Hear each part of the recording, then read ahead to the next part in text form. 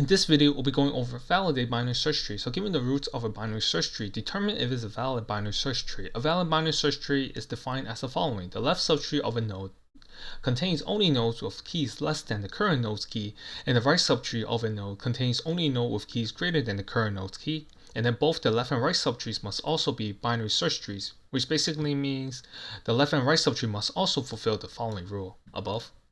So in the first example, we have a root node of 2 and a left subtree 1 and 3. The left subtree is smaller than the root node and the right subtree is greater than the root node, so we can return true. In our second example, this is not a binary search tree because we currently have a value that's smaller than the current root node on the right subtree, so we have to return false. Let's go over the dot process. Each of the nodes inside the binary search tree has a upper and a lower limit. If the current node x is less than or equal to the current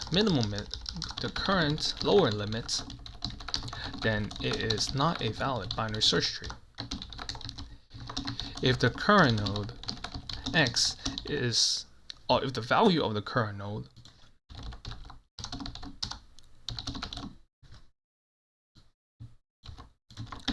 x is greater than or equal to the upper limit, to the current upper limit, then it is not a valid binary search tree. When we traverse to the left subtree, we will want to update the upper limit. Because for example, if we're currently at 2 here, and when we traverse to the left subtree, this means the largest value that this node can be is less than 2, because when we have updated the maximum, the upper limit. The upper limit is going to be 2, so this node cannot be greater than or equal to 2. And then when we traverse to the right subtree, we will want to update the lower limit. For example, when we're currently going to this node from here, then we know the smallest node value has to be greater than 2. So we have set our minimum, the lower limit to 2, and then all of the nodes on the right subtree must be greater than the current lower limit. Let's go over the pseudocode. So we will be implementing a recursive approach. And then what parameters do we need? We'll first need our node, the current node where we are visiting, and then also the min, the current lower boundary, and also max, the current upper boundary. This will initially be null because initially there are no boundaries. The root node can have any value. And then what is the base case? If node is equal to null, then it is a valid BST. Then we can just return true. Then in each of the recursive call, if min is not equal to null, and the current value, null.val, is less than or equal to min, then we have an invalid BST, so then we can return false. We'll do the same for max. So if max is not equal to null and current null value is greater than or equal to the max value, the current upper limit, we can return false. And then we want to check our left and right subtrees. So recursively check the left subtree. When we go to the left subtree, we want to update our upper boundary. So I'm going to set max to null.val. And then we're going to recursively check the right subtree.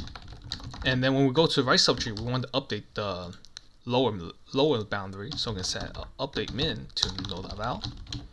Then we'll only return true if both recursive calls are true, because we want to check if both subtrees are binary search trees. And then let's go over the time and space complexities. For the time complexity is O of n, where n is the number of nodes in the BST. We visit each node once. And our space complexity is O of h, where h is the height of the BST, is the recursive call stack memory.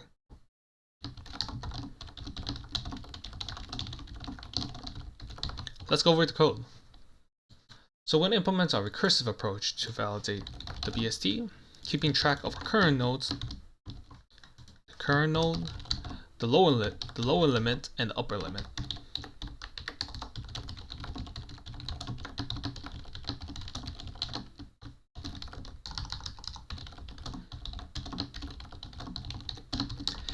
Now, if node is equal to null, then it's a valid BST, we can just return true. And then we'll check the lower limit first. So if min is not equal to null and node.val is less than or equal to min, then we can return false. If max is not equal to null and node.val is greater than or equal to max, then we can also return false. Now we want to recursively check the left and right subtrees. When we go to the left subtree, we want to update the maximum value to node.val. And then when we go to the right subtree, we want to update the minimum value to node.val.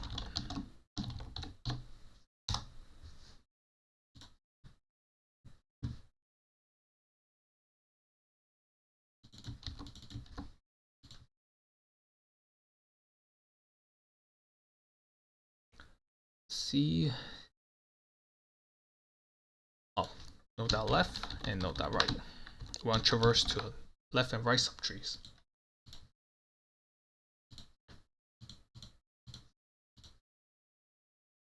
Let me know if you have any questions in the comment section below.